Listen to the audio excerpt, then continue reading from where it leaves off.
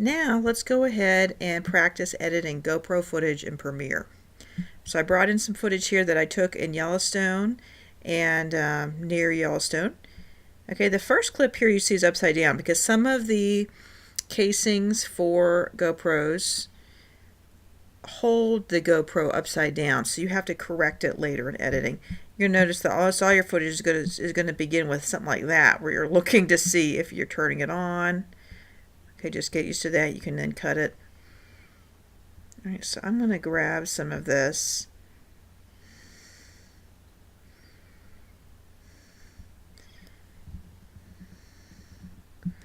Okay, so just grab some of the footage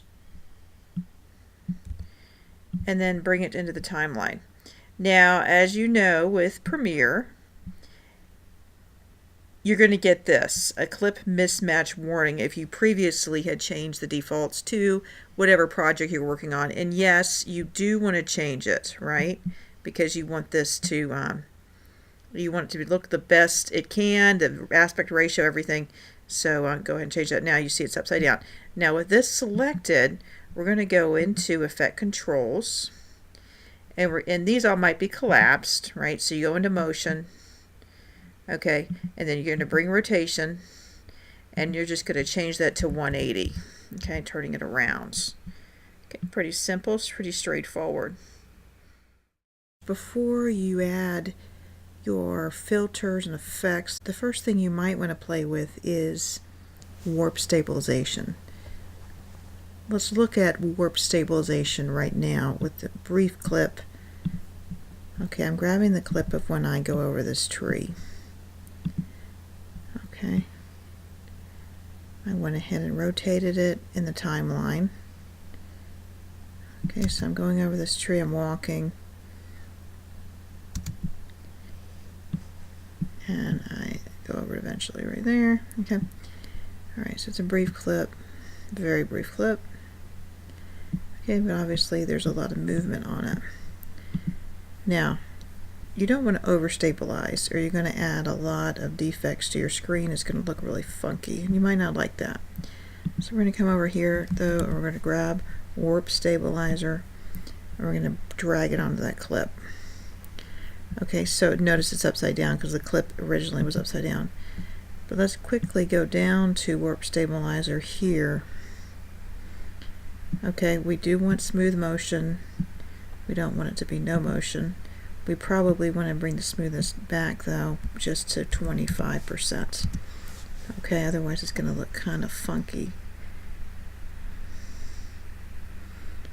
Subspace warp is what we want. Notice it's doing this one frame at a time, but it's going pretty quickly. Notice it's actually doing some scaling of the shot. It's cropping it in order to make that crop, make that stabilization work, because it's taking different parts of the frame. Okay, I'll dissolve at the end of this, and now it's done. The render line has disappeared because it has also rendered the clip for me.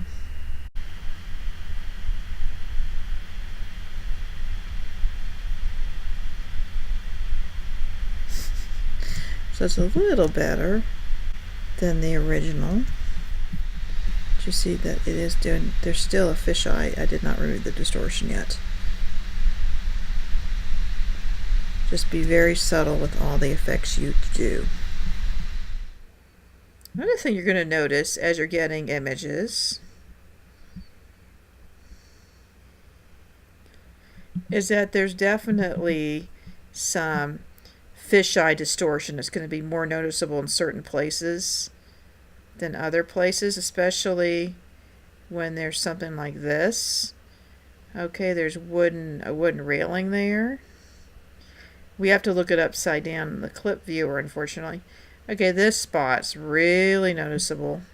Sometimes you want a fisheye distortion because it does add some visual interest. It may increase the psychological tension or the largeness, the feeling of space, you know, in your video. But I'm going to once again have that selected, the clip on the timeline, and I am going to change that to 180 upside down. Okay, so as I got closer to this railing in Mammoth Hot Springs in Yellowstone, it's really bending there. So I'm just going to come over. I'm going to scroll over to the other tabs here, these other folders. I'm going to go to Effects, which is nested in with my project panel here, right, in Premiere. Okay, and then you see there are lens corrections and things down here, but you can actually get a preset on the most recent edition of Premiere Pro.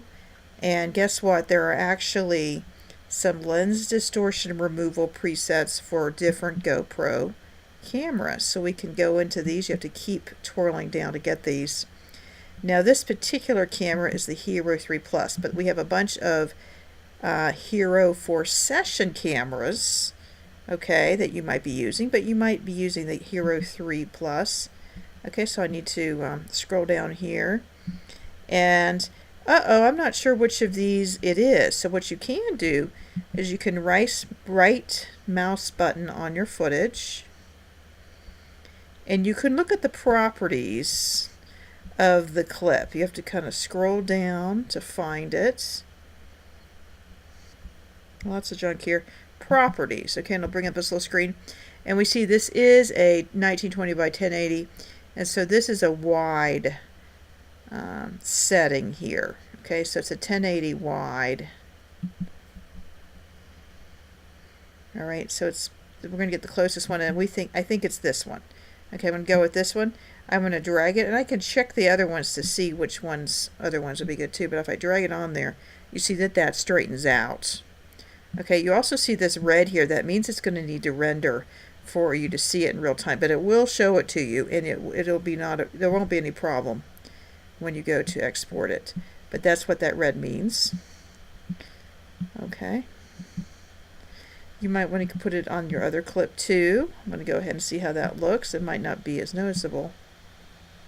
Okay, and that just looked like it zoomed in on the footage. So you see the difference there by clicking that. You can turn this on and off by coming up here. Okay, and see that it's added that. I'm going to go back to that spot. It's really noticeable. Okay, and you see you can exit out there. Do you see that? You can go back and forth. And so there are times when you want the lens distortion, but let's say you don't in this case. So you would include that. You would just drag it on top of your footage and your timeline. And of course you can drag over several clips at once. So for instance, in this timeline here, I could grab all of them and I could drag it on to all of them at once, and that would turn red. It would still let you view that, but just probably not in real time. It's going to be kind of herky-jerky. Okay, but if you want to render that, you can go up to Sequence, and you can render selection. Okay, the problem is that might take a while. Alright, so I'm going to cancel that, but it will let you render that so you can see that in real time. It used to not let you see it at all, but it will let you see it herky-jerky. And you can always lessen the resolution, which will even make it more smooth. But you see, there's a lot of pixelization. But that's just for the viewing purposes. That's not how it's going to actually export. Okay, so now let's look at adding an adjustment layer to this and adding a LUT onto this, which is a lookup table, LUT. And what a LUT does is that it takes your set of values and it tweaks the values into other values. So every time it would see a certain shade of blue, it would make it into another shade of blue, or whatever values you've entered. Okay, so the LUT does that automatically. It's a preset that can make your colors pop. So what we're going to do is we're going to add an adjustment layer to this. I'm going to come back to my project panel here, right mouse button, new adjustment layer. You can also access adjustment layer up here, file, new as well. Okay, you can go up to file, new adjustment layer as well. Okay, I'm actually going to drag the adjustment layer on top. It's just like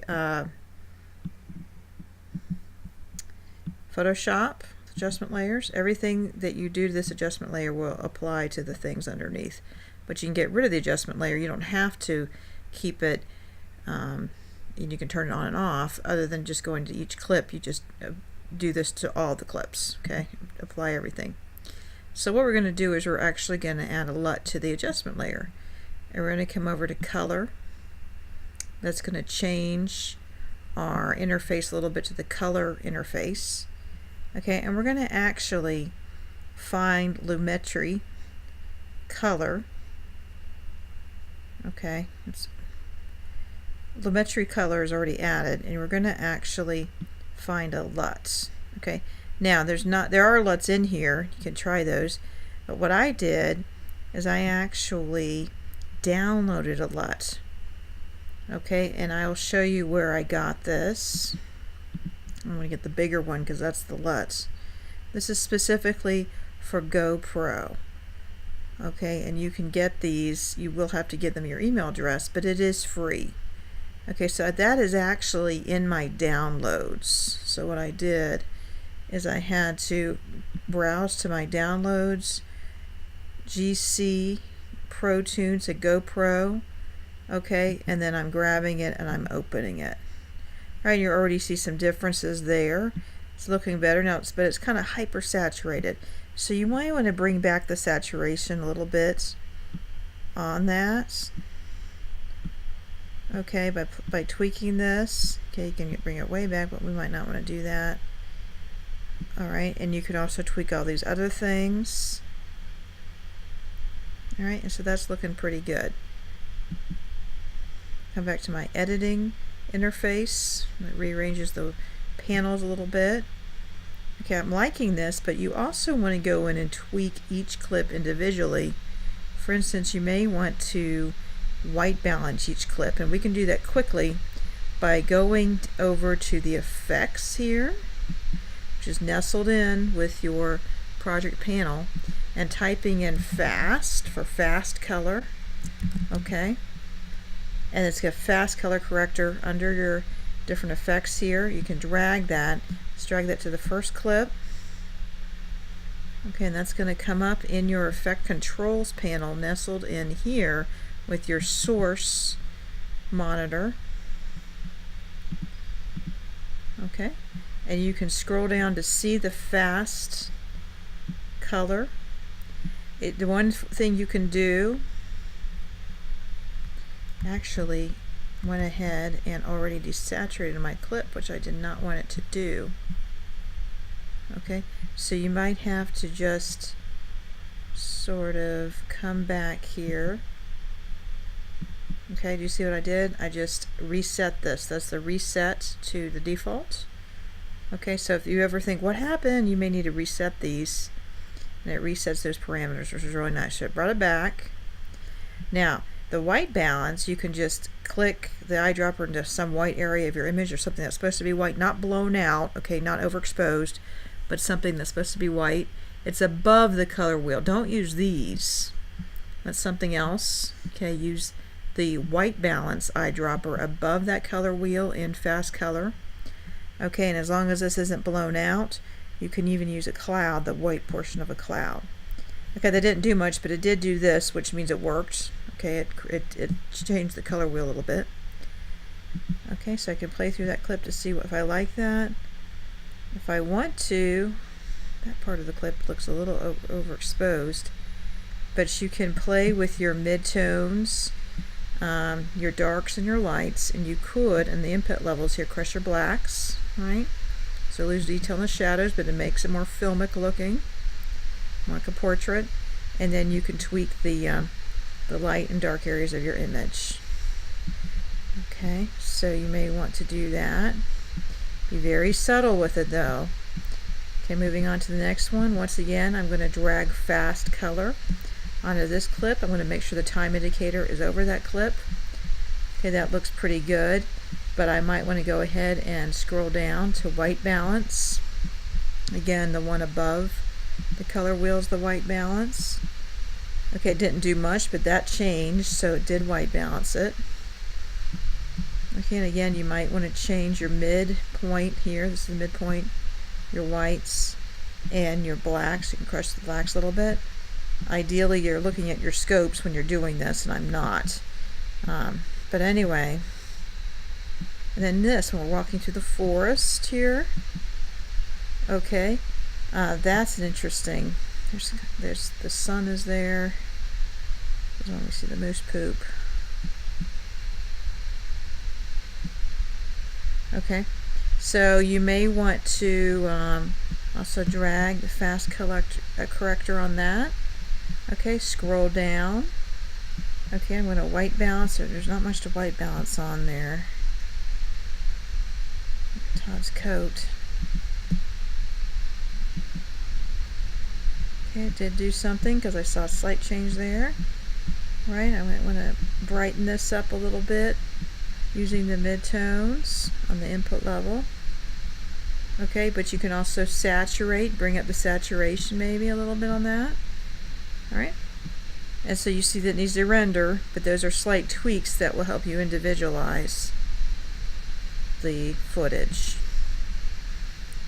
the clips in the timeline.